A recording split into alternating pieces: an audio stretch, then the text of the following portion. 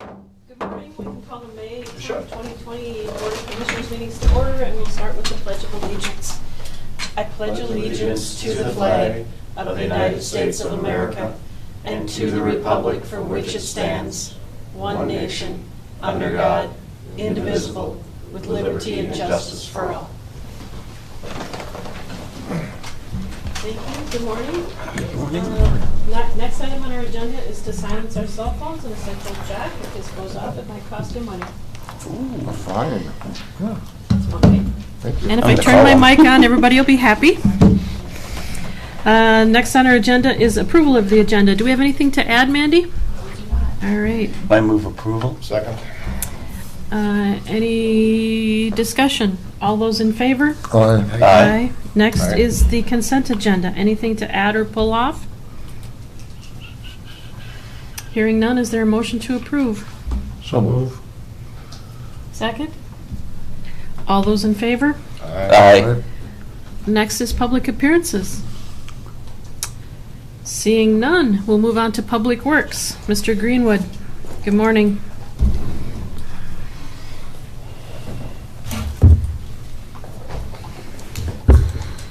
Good morning, Madam Chair, members of the board and staff. One item from Public Works today is for me to submit our Highway Department's 2021 annual report. And within your packet, there should be an entire copy of the annual report. I wasn't planning on going through this thing in detail, but highlighting a few different sections where certain information can be found if you would happen to get questions from constituents. But this is the annual report. On the cover, we put a before and after photo of the County Road 12 raising that we did through the Kister Slough. That project turned out very well. It was quite an interesting project from start to finish, to say the least. So if we go into the report and we go to the page that looks like this, primarily the accumulation of all the data in this report funnels down to these base numbers contained in this summary sheet, and the summary sheet gets submitted to MnDOT state aid, and it's to justify our expenditure of the state aid maintenance and construction funds that we receive. And through these numbers, if we don't spend all our state aid maintenance dollars, this report justifies then that those remaining maintenance funds get placed into our respective state aid construction accounts. If you go to page 2, this is just a high-level summary of major expenditures in the department. One thing I would note, when you look at projects contained either under bullets 1, 2, and 3, sometimes those don't represent the full value of those projects. Those are just the expenses that were expended in the respective year. Pages 3 and 3A are the assets for the department and the liabilities. If you're ever curious what individual townships receive in state aid allotments, that can be found on page 5.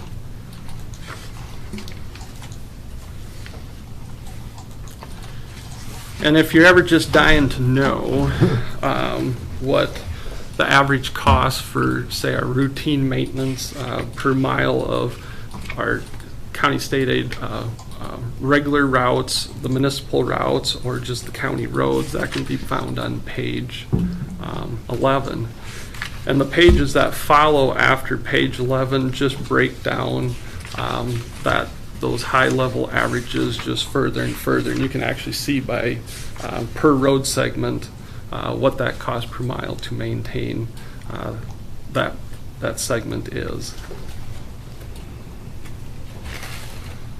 If you go to page 16, this sheet and the following sheets after it break down capital improvement projects that we're working on, basically all our road projects that are ongoing. And you can see the contract payments made, the amount of engineering that's been expended developing those projects, right away that's being purchased, utility relocations, and whatnot. And like I said, the pages after that, there's an individual sheet for each one of those projects. And then getting to the back of the report, if you're ever curious about how many miles County Road 1 is, or County Road 3, and how many miles of County Road 1 are bituminous or concrete surface, towards the back there's sheets that look like this that provide that breakdown of our road mileage, and that covers 3 sheets.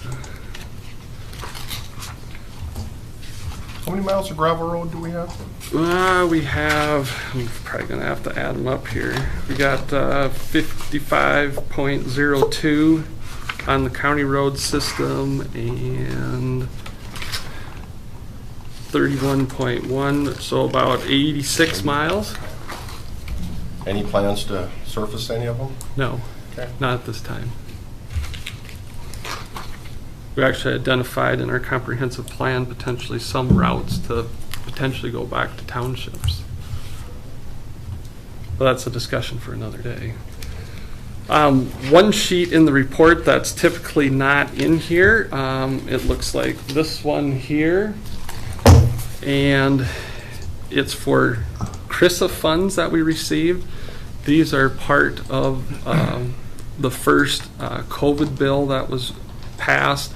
There was COVID monies allotted to every state highway department, and the $171,323 is the amount that MnDOT allocated to Nicollet County. And what we did with that money was we put it towards the County Road 13 concrete overlay project, and so that just reduced the amount of our regular state aid construction funds that we had to expend on that project. After that sheet, there's 2 maps. The first sheet shows the construction projects and these are the big capital improvement projects that were ongoing in 2021. And then the following map is anticipated projects that are either contractor or proposed to be constructed in 2022. So I'm more than happy to answer any questions, and if you guys are laying awake at night and can't sleep and perusing this and you come up with more questions, just feel free to email me and I'd be more than happy to answer those. Does anyone have any questions for Seth? I mean, Madam Chair, Seth, thank you for the report. Obviously, your report is showing progress. As we look toward the future, are there funds available for any kind of projects, or do we have some sort of issues with getting materials? Oh, I can go into material availability. If the board allots me a few more minutes, I can give a general project update on the projects we're developing and hoping to get out the door for construction. And I think that'll answer Commissioner Kolar's question. Sure, thank you. So the projects that we're working on, County Road 23, as you're aware, we have that center line culvert that crosses 23 where we have significant erosion in the ravine on the downstream end of that pipe. We also have erosion occurring, not as bad on the inlet side, but we have plans pretty much completed, and this week they should be going into MnDOT state aid for review. We're working on, we need to purchase some additional right-of-way to do this project. We got 3 landowners that we need to work with. Not large acquisitions, but some acquisition. And so after MnDOT completes their review, we work through the right-of-way. We're hoping to start advertising potentially late June, early July, which we would be hoping then to start construction late summer, and that would progress into the fall. We're anticipating doing this project without fully closing County Road 23, but we would have intermittent single-lane closures as the contractor would be prosecuting that work. This project is going to require some precast storm sewer drop structures and concrete pipe. There has been issues in talking with my counterparts. There's issues with counties and cities and everybody else gaining availability to precast concrete materials. The precasters are drastically behind.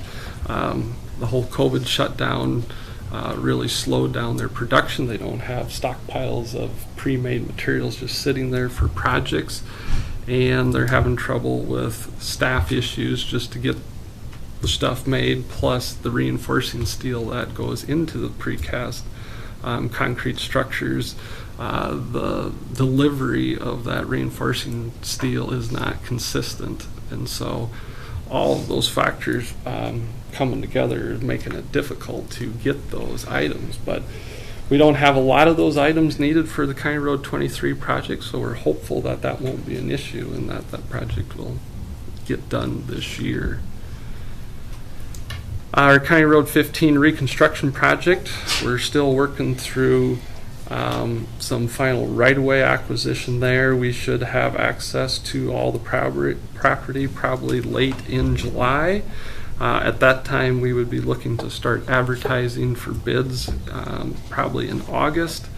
And our goal this year, get a contractor on board by early fall, is to have the contractor do all the tree removals through the corridor, and that way then the utility companies can get in and start doing their relocation, because we have utilities the entire 11-mile length of the project that all need to relocate their facilities out further out in that new right-of-way that we purchased. And so that would set us up well then to go into full reconstruction starting in the spring of 2023, which will go into 2024. And of course the detour would officially go into effect next year. The County Road 21 slope repair, we've been working a long time now with MnDOT and Federal Highway on coming to an agreement on what the actual final permanent repair option is going to be for that slope repair near County Road 14.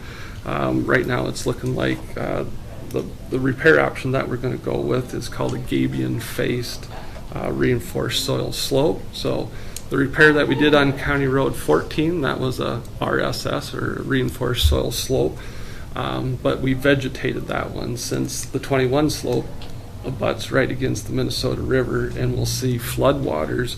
We would face that with gabion baskets. So basically, if you don't know what a gabion basket is a wire mesh basket filled with stones to hard armor that slope from potentially washing out.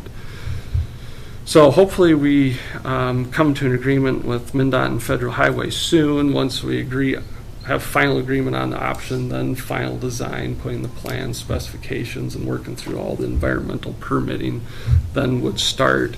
That'll go all the way through this year, and we anticipate to construct this next year in 2024. The other big project we're working on developing is a box culvert project for Belgrade Township on Kearns Drive. The size of this box culvert meets the definition of a bridge structure, and so when that happens, management and construction of these projects falls to the county, because we can access the state aid township bridge funds for this.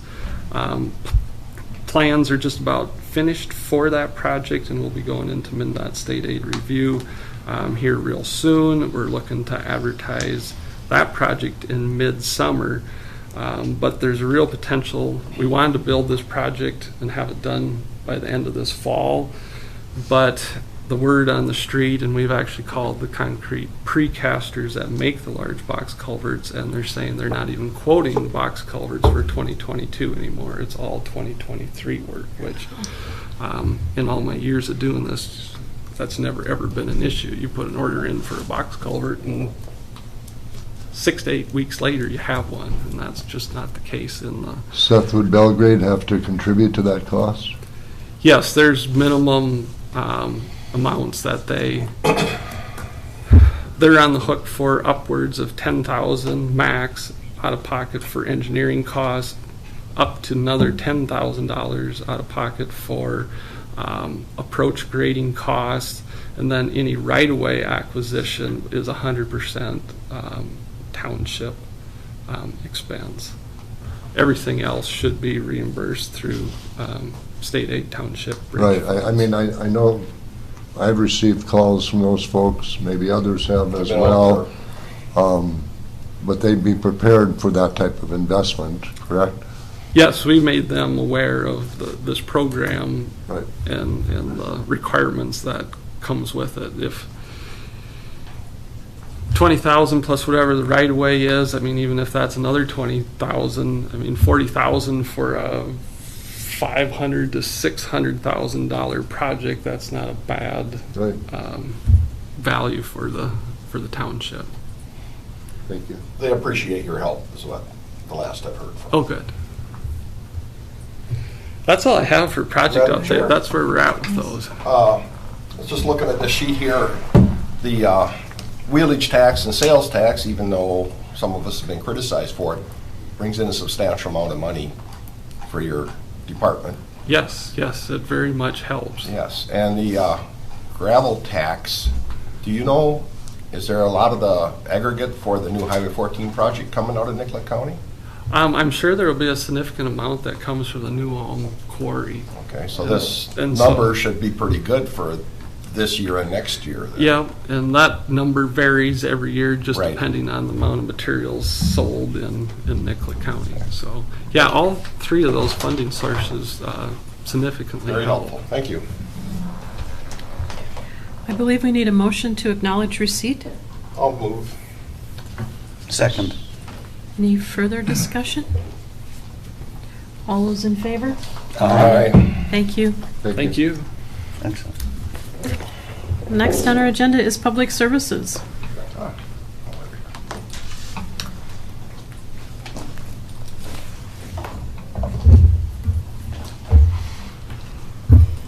Morning, Madam Chair, members of the board. Good morning. What I have is somewhat of a formality. I'll give you a little background, but I have a resolution for you to approve conveying some tax forfeited land, reconveying it back to the city of Lafayette. A little bit of background on this. In 2018, this is tax forfeited property right on Main Street that was burned down, ended up, and the city acquired it for public use. During that time of public use, they have to state what they're using it for to the Department of Revenue. And at that time, they stated they were going to have administrative offices and a parking lot. In time, they ended up changing their plan to administrative offices, went into another building, and now their intent is to still use that property, but use it as a city park, which still does qualify under public use. But the formality is that the Department of Revenue checks on these properties, and during that check, it wasn't being used as so the way it was intended. So then it was reconveyed back to the state of Minnesota. So now it's back in Nicollet County, or the state of Minnesota with Nicollet County's name on it. And the city is now intending to reconvey that back to them as public use again, but as a city park. So they're basically changing the use of it. Both the City of Lafayette and myself have been working with the Department of Revenue. This is all approved. And so the next step in the process is to have the Nicollet County Board of Commissioners approve the resolution that I've included in the packet. Basically approving the City of Lafayette to make application for a conditional use deed for public use as a city park. So I would just be asking the commissioners to approve that resolution, and if so, then we will move ahead with that process. I will move to approve the resolution. Second. Second. Discussion? Sarah, would you please call the roll? Commissioner Lipke, Yes, and thank you for helping Lafayette with that. Commissioner Morrow, Yes. Commissioner Hack, Yes. Commissioner Kolars, Yes, Commissioner Drano. Yes. Thank you. Resolution passes. Perfect, thank you. That's all I have. All right. Next on our agenda is the update from the county attorney. Thank you, Madam Chair. what I just wanted to convey to the board was to thank the board for its support during the month of April for the different activities that we tried to bring awareness to in the community. April is a busy month of recognition of bringing awareness to the types of cases that impact the most vulnerable of our community. So we recognize Child Abuse Prevention Month, Sexual Assault Awareness Month, and then Crime Victims' Rights Week as well. And so we appreciate the board's support in bringing information to the community about all of those activities.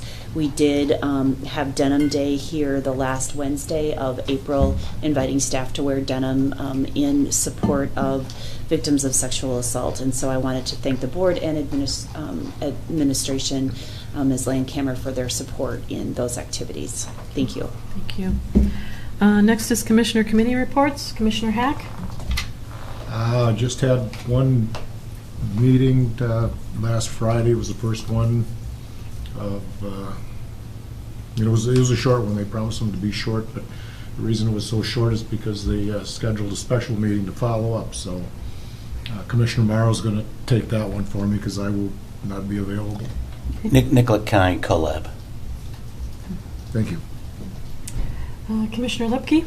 Went to a special meeting of the Rural Minnesota Energy Board. It was about transmission lines, and amazingly enough, by improving some transmission lines in Missouri, they're going to help out getting wind power from southwest Minnesota to the Twin Cities. They're in this area also. Soil and water meeting. Sat through a Zoom meeting, general government, yesterday morning.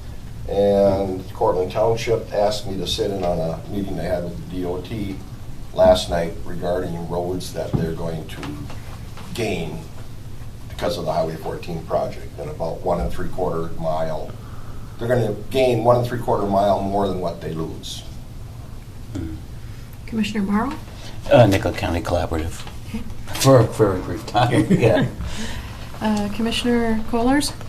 Thank you, Madam Chair. We had the AMC Research Committee on May 2nd, and we're talking about elections in the state of Minnesota, and that committee has got some college students doing some research to help with the idea that builds what is already a strong election system in the state of Minnesota, and to try to fend off some of these criticisms of some folks who have been calling other elections stolen. Personnel Committee on May 4th and today's County Board. Thank you. I also attended the general government Zoom meeting yesterday and found the broadband conversations interesting in light of the president's Right. speech yesterday or proposals yesterday. So it'll be interesting for broadband in rural Minnesota as we move forward here. Next is commissioner meetings and conferences. Do we have any? District 7 is coming up. We have the District 7 EMC meeting June 8th, starting at 8 o'clock in the morning at the Le County Law Enforcement Center. Just a couple other meetings. Tomorrow is the Clubhouse Open House at 1301 Marshall Street from 11 a.m. to 2 p.m. And then you may recall an email about the North Mankato remodel tour at the HHS building on May 19th at 2:30. And you should have received an email from Helen Wenner yesterday about the upcoming June 22nd Township Association meeting. And just a heads up, we are in the beginning of budget discussions, and you will be getting invites for July, August, and possibly September budget meetings. Thank you. Madam Chair, I'm hoping that Seth or one of his people can attend that township meeting. It's been since 2019. I'm sure they want to see our smiling faces, don't they? Been a while. Yeah. Next on our agenda is to approve per diems and expenses. So moved. Second. Thank you. All those in favor? Aye. At this point, a motion to adjourn the Board of Commissioners meeting. So moved. Second. Thank you. All those in favor? Aye. And now we will call the Drainage Authority meeting to order. First on that is approval of the agenda. So moved. Second. Thank you. All those in favor? Aye. And the only thing on the agenda is the consent agenda. So moved. Second. All those in favor? Aye. And a motion to adjourn the Drainage And the running Authority. table. Oh, second. All those in favor? Aye. Thank you. We are adjourned.